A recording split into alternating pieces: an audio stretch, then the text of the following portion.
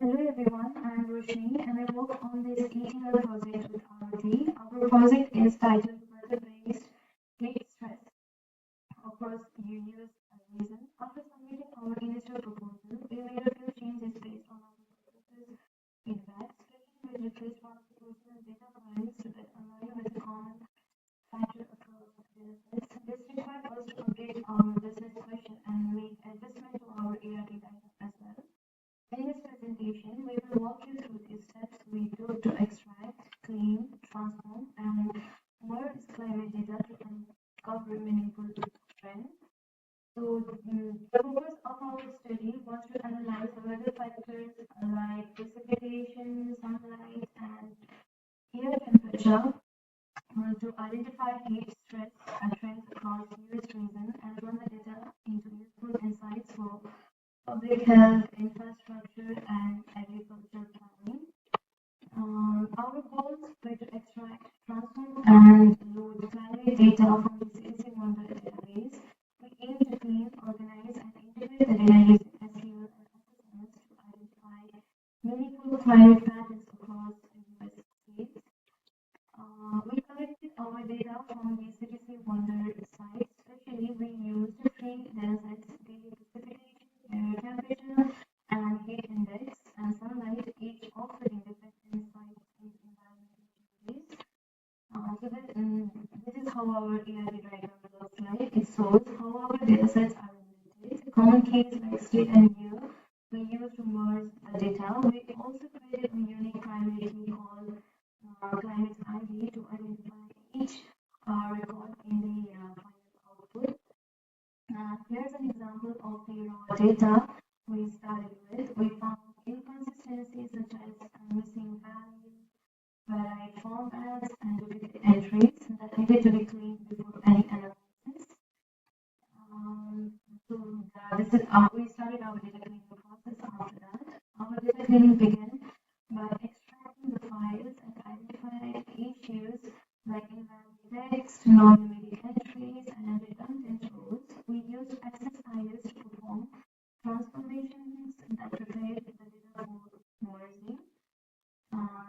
First, we sorted the datasets by state, county, and year, and so on. And this helped us prepare for duplicate removal and made it easier to group data later on. And after that, we used the data conversion transformation to change the data type to a uniform format. This was necessary for enabling trends and filtering operations and to ensure the system handled the values correctly. After that, we applied a conditional split to remove invalid or irrelevant rows. For example, we excluded rows with missing values and years from 1979 to 1990, which had unreliable data and were inconsistent. After that, we also applied a final sorting, this time by year, in descending order, so we could prioritize the most recent data during our analysis. So this slide shows what our air temperature data looks like. These rows contained missing fields or were outside the valid year range and were directed to a separate data file, that data file. And for precipitation, the same cleaning process was applied to the precipitation dataset, where we sorted, filtered, and prepared the data for merging. And after that, this slide shows what the clean precipitation data looked like, which is free of missing values and structured consistently for improvement. And for sunlight, the data set, although the smaller rows, it still required cleaning. And we can use conditional split to delete the duplicate rows and remove the unnecessary and unuseful years from the data.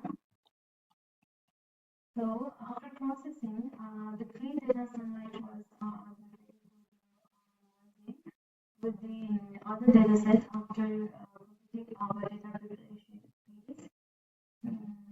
Once all datasets were cleaned, we we sorted them again to align keys like state and year. This allowed us to use merge transformations to begin combining the data. Using merge join, we connected the temperature and precipitation data sets first. We used an inner join so only matching records were included based on state and year. In the sunlight data set, we added two columns. This helped track when the data was processed and where it came from, improving data consistency and traceability.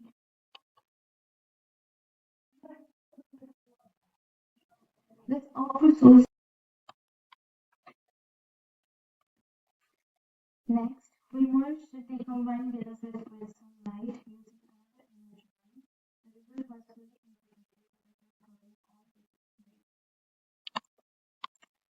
to uniquely identify each row, we created a new primary key called ID. This ensured our table was structured and ready for queries or reporting.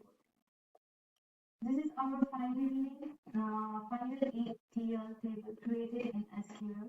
It's organized, clean, and ready for analysis of environmental trends across regions and years. We also answered and run the query to answer our business questions.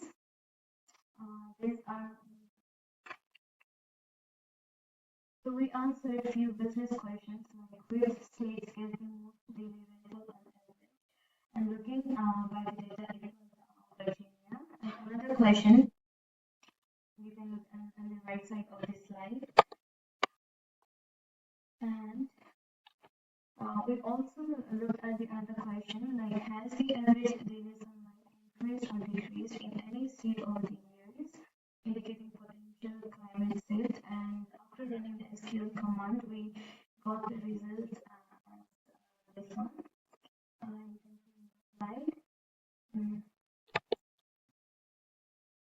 So through this project, we successfully integrated three major datasets, filtered out invalid data, used SSIS components effectively, and created a structured